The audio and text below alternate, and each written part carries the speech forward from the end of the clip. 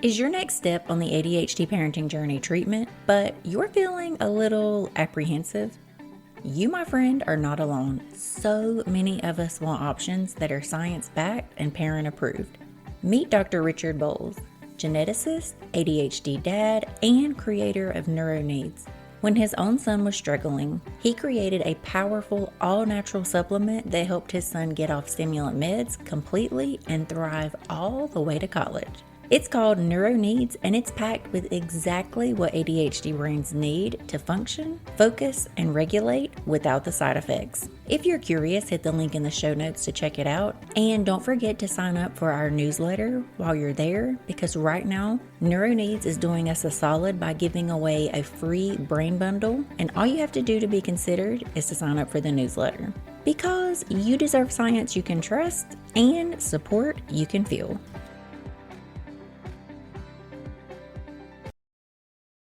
Okay, parents, grab your coffee and maybe a snack, because today I am dragging myself through the mud for your entertainment. Misty from right here in North Carolina wrote in and basically asked me, Danielle, tell us all the ways you've flubbed it up as an ADHD parent. And listen, sis, you better have a double espresso because this list is long. I'm talking CVS receipt long. We're talking the moments that will make you cringe, the mistakes that still haunt my dreams, and the stuff you laugh about later if you survive the meltdown long enough to do so. So if you're ready, let's do this.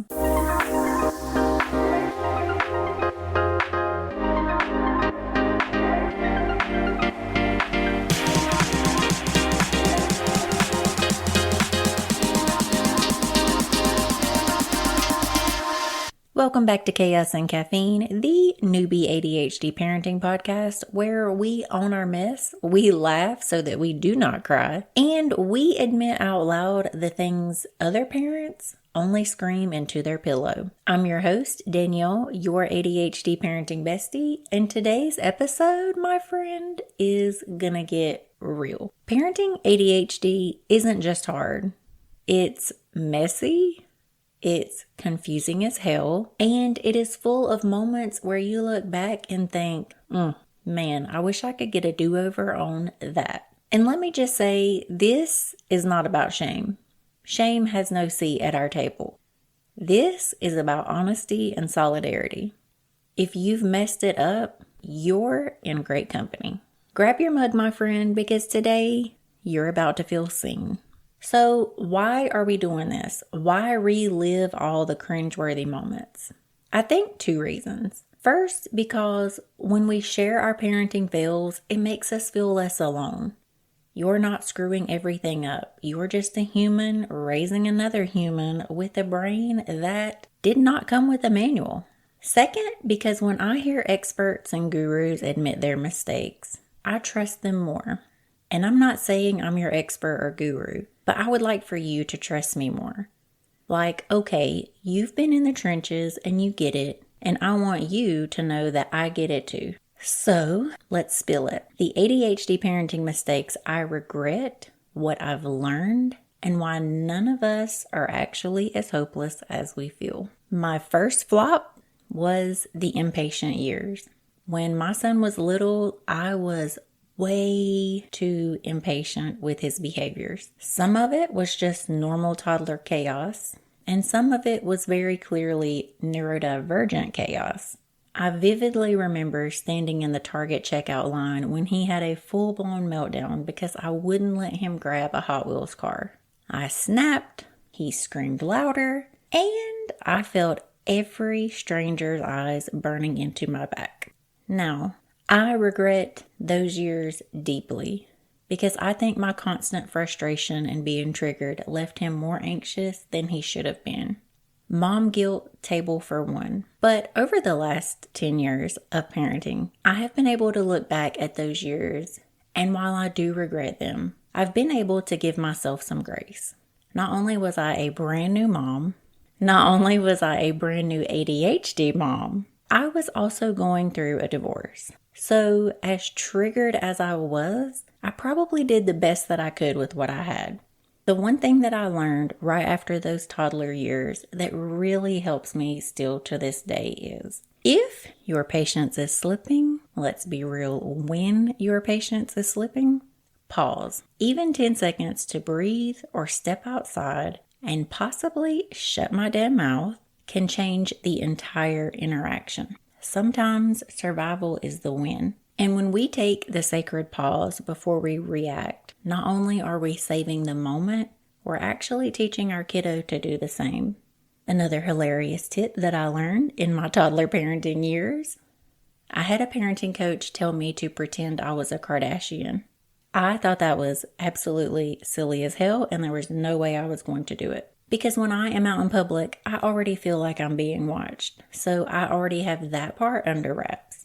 But I would like to admit to you that pretending that I am a reality TV star and have 100 cameras in my face, waiting to see how I react at home, was actually pretty damn helpful. Now, I'm not saying get lost in the sauce and pretend you're Kim K forever, but until I was able to get myself in check, that actually really helped.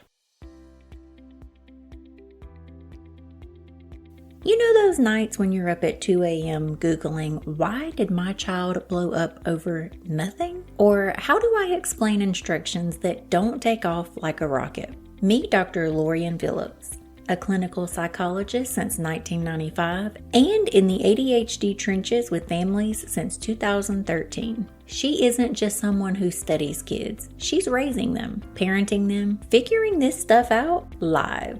Dr. Phillips runs what may feel like your dream support system, an ADHD parenting course she started in 2013, plus private consults to help you read your child's wiring instead of fighting against it. She's spoken at schools from nursery to high school. She teaches ADHD families emotional regulation and all the skills that we need to feel successful and not broken. If you're overwhelmed by the constant, did I say that wrong? Moments, knowing there is a way forward with understanding, empathy, structure, and celebration, Dr. Lorian Phillips is someone you'll want in your corner. For more, check her out at adhdmanagement.co.za or click the link in the episode show notes to connect with her from wherever you are.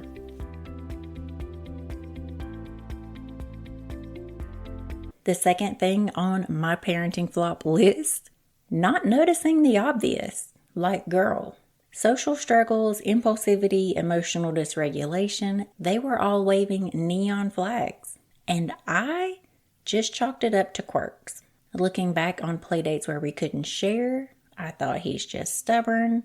Later, I realized it was a social emotional regulation moment that your girl completely missed. Another thing that happened repeatedly in our toddler years, me telling my kiddo not to do something and him immediately doing it. The crazy thing is that I didn't catch this one because I am the same way. I am a Capricorn who has ADHD. So if you tell me I can't do something, I want to do it that much more. So I never realized that my impulsivity was his impulsivity. So what did I learn? If the same struggle shows up time and time again, at home, school, and play dates, it is not a quirk. That is a pattern. And noticing those patterns early can prevent much bigger challenges later. You guys know I'm all about writing down and journaling what's happening in our lives because let's be honest, from Monday to today, which is Thursday, I have no clue what the hell happened. But if you are recording day to day, just jotting down what's happening, you will be able to see those patterns of impulsivity, of social struggles, and emotional dysregulation. And believe me, those parenting journals, whether you're neurodivergent or not, those will become your lifelines on what we need to work on and the very obvious clues that we are missing. Third up on my list is I waited too damn long to learn ADHD 101. I didn't start reading and learning about ADHD until around first grade. I believed I could parent harder, love harder, discipline harder. My aha moment came when I realized it wasn't me failing. It was that his brain was working differently. after one podcast episode in particular, when I listened to a child psychologist describe her own kiddo with ADHD, that everything changed. What did I learn? Since that moment, that very first podcast episode where the child psychologist described the struggles that her kiddo was facing that broke me down into tears and changed my life, I don't wait anymore. Don't wait for the diagnosis. Learn now. Podcasts, books, parenting groups, whatever helps you understand your child's brain better, go for it. Next up on my parenting list, I will very candidly admit we still have not mastered. And that is the homework wars. I set up a homework station like a drill sergeant, snacks, timers, pep talk cued. 15 minutes in, we are both crying and the cat is hiding under the couch. I kept thinking he was being defiant, but the reality, working memory and attention challenges. I remember very, very clearly going to eat lunch with my kiddo at school one day, and he was probably in first grade. And I expressed to him my frustration. I told him that we have many, many years of homework left to do. And we cannot fight every day because that is deteriorating our relationship. And I want to be your best friend, and I want you to be my best friend. And this teeny tiny baby Yoda looked at me and said, "Mom, it's really hard for me to leave my tablet and come and do the thing I don't want to do." And for one, I was incredibly proud that he could articulate that at such a young age. But what he said next changed our lives. I said, "What could I do to help you with that transition? What could Mom do to make that part of your day easier?" He said, "Could you set a 5-minute timer so that I know what's coming?" Boom, my teeny tiny baby at a very young age telling me like a boss what he needs. Now, fast forward 5 years and we're probably still not where we need to be, but I have learned many things. One, to pick my battles. Reading upside down and doing multiplication facts while we're doing jumping jacks or obstacle course, that's still homework. It doesn't have to look a certain way. I have also learned to set a timer, allow breaks, and sometimes we've even asked the teacher for reduced assignments. Because I would like to tell you, mom to mom, survival over perfection, always. Number 5 on my list, I am afraid to admit to you that I fell into the diet trap. Oh yes, guilty as charged. 3 weeks without sugar, gluten, dairy, everyone was fucking miserable. He still couldn't sit through dinner, and I was broke and bitter. What did we learn? While that time was a complete shit show, we did learn a lot. I learned that my kiddo is not affected by sugar, but I did learn that he is affected by red dye. I learned that protein is more important than non-sugary cereals. So have the cereal, have the pancakes, but eat some protein with it. We also learned to drink more water. Luckily for me, at that right time in health class, they learned how important water is to the overall body and why sugary drinks is not our friend. So thank you, PE teacher, for that. So basically, we learned that nutrition matters, but it doesn't cure ADHD. Focus on adding good fuel, protein, hydration, fiber, rather than removing everything fun. Number 6 on my flop list, understanding big feelings. One meltdown over a broken crayon escalated so quickly that my neighbor thought someone died. I tried reasoning and I failed miserably. I had to sit on the floor, breathe with him, and ride it out. Yelling over yelling, homie, that does not work. Throughout this, I had a parenting coach tell me something that I will never forget. She told me 2 things. First, I am taking his meltdowns personally. There was nothing in that crayon meltdown that was directed towards me. Nothing. He was not angry at me. He was not trying to manipulate me. Absolutely nothing in those meltdowns is directed at us. The other thing that she taught me is most of the time when our kiddos are dysregulated, they are sleepy, hungry, or sick. And I swear to God, looking back over my parenting journey, 90% of the time, that is true. Sunday, my kiddo had a friend over and he was being a little rude to his very best friend. What's up, dude? What's happening? He was in the early stages of developing a cold, so he was sick. Ta-da! Now, I'm not saying that ADHD meltdowns can be cured by food, medicine, or a nap, but I am saying that a large chunk of our lives can be. The other thing that I learned by sitting on the floor with him and breathing and just writing it out, co-regulation. Co-regulation is rather new to my world, but I'm learning that it's rather new to the world in general. Sitting with them, letting them have their moment, showing them what it looks like to regulate will be priceless. So I learned to model calm, acknowledge his feelings. I see you. You're upset. This is hard for you. Let's breathe together. We learn to call it a time in instead of a time out. It's so much more effective than discipline alone.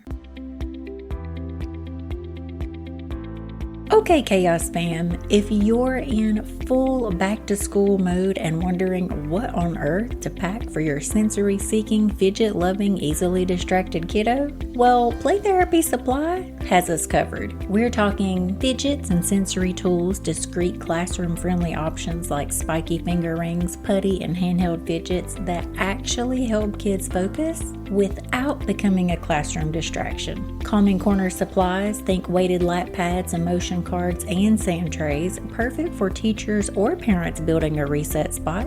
Games and activities, social skills, card decks, conversation starters, and therapeutic games that sneak in learning while your child just thinks they're having fun. And yes, they've got the classic therapy staples from sand and miniatures to art supplies, all designed for both classrooms and home use. Basically, it's your one-stop shop for tools that help kids self-regulate, connect, and thrive during the chaotic back-to-school season. So, head on over to playtherapysupply.com and check out their back-to-school essentials. And a huge thanks to Play Therapy Supply for making this school year a little less overwhelming for all of us.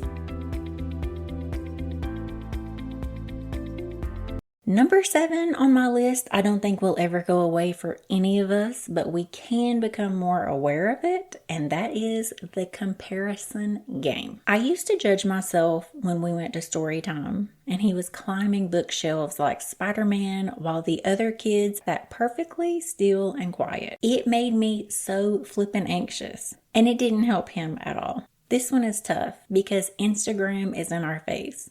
You see these perfect photos and these perfect lives that are complete bullshit. Trust me, you'll find that out one day. But my kiddo came to the rescue and pointed something else out to me. My kid has a friend who is academically gifted. It really used to bother me in the group chats where I would get the messages of these great perfect grades and my kid is barely benchmarked. But once again, my tiny Yoda came in and said, "Mom, I think I figured something out." And I'm like, "Tell me, please." He said the kids with the early birthdays in class never have to go to intervention groups.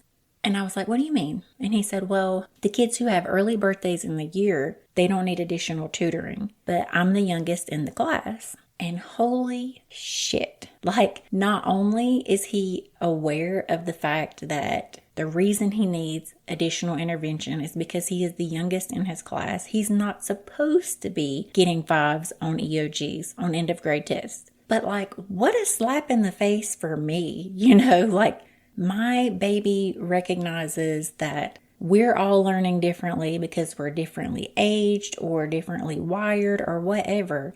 And here I am sitting over here in my feelings over someone else's kid doing good. Yes, if you're wondering, the kid who is academically gifted has a very early birthday in the school year. Am I completely at peace with the comparison game? Absolutely not. Do I feel a little bit better?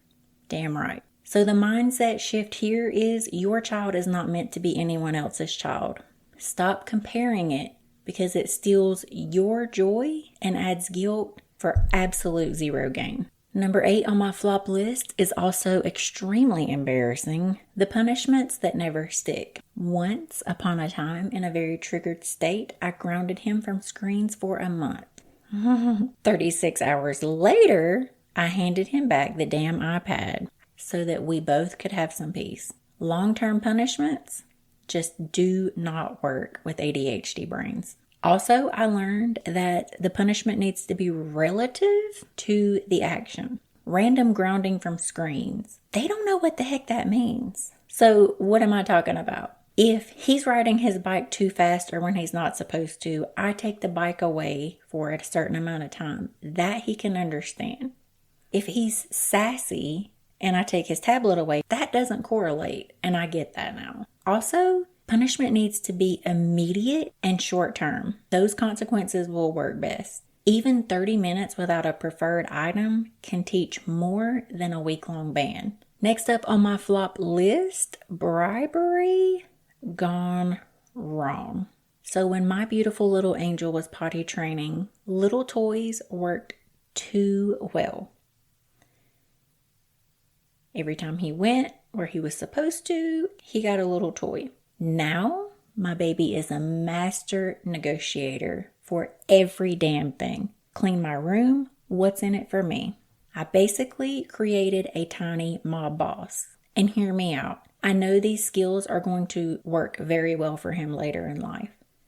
But right now, I need to mix tangible rewards with praise and special time together, because life isn't all transactional. So now he has to have a good week on whatever we're working on for a monetary prize. But sometimes those prizes are also, you get to pick the game on game night, or the movie on family movie night, or you get to pick where we eat out on Friday evening. Sometimes earning that prize is more important than the monetary reward anyway. Lastly, my friend, I did not ask for help soon enough. I remember sitting in my car after a parent-teacher conference, ugly crying, because I thought I had to do it all alone. Joining a parent support group changed everything. I realized asking for help isn't weakness, it's survival. We need to find our people, friends, therapists, ADHD parent groups, whatever you need, it's all a game changer. A very small tip here, if you don't have an in-person group in your area, create one. Yes, you can go to your library and ask for the conference room for a certain amount of time. Start advertising all over social media locally that you're creating this new thing. Maybe get your county schools involved. Be patient. You're not going to have a full room off gate. You might. That would be wonderful. But you will slowly build your tribe if you stick with it. It is so damn powerful to sit with people who get you for an hour a week. And bonus, if you have it at the library, your kids can play and be entertained by other kids who have the same struggles as them, while you meet parents who have the same struggles as you. So, yeah. Those are my ADHD parenting flubs, served with a side of regret and a heavy, heavy sprinkle of grace. Every mistake has shaped me into a more compassionate, flexible mom. If you're listening thinking, oh my God, I've done that too, congratulations, you're not failing. Your kid doesn't need perfect. They need a human parent willing to try again. Send me your flubs. Let's keep the conversation going. I would love to share some of them later on the podcast. Laughter is cheaper than therapy, and solidarity is priceless. If this episode resonated with you, do all the things for the algorithm gods. Leave us a comment, a review, 5 stars, obviously. But more importantly, share this with your mom friend who is calling to tell you about her child's meltdown in Target. Until next time, may your coffee be so strong, your patience even stronger, and may your Wi-Fi never cut out during a meltdown. That's it for this week on Chaos and Caffeine. I will see you next week, where the chaos and caffeine will probably be the same, but we'll have a new conversation.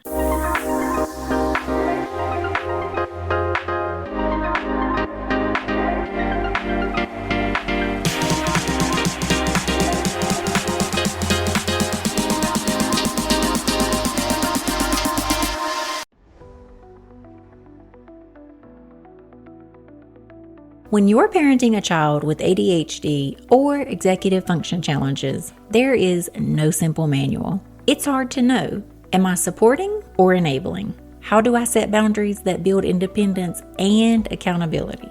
How do I create consequences that teach and not just punish? World-renowned ADHD specialist Cindy Goldrich is a mental health counselor and founder of PTS Coaching. Cindy and her team of expert coaches teach strategies grounded in brain science and delivered with deep compassion. They help parents move from frustration and confusion to clarity and connection. Because ADHD isn't just about attention. It impacts motivation, emotional regulation, problem solving, and it affects the whole dang family. If you're ready to stop walking on eggshells and start building calm, connected relationships, reach out to ptscoaching.com or check them out in the show notes. If you've got a complex kid and want support that actually helps, this is a great place to start.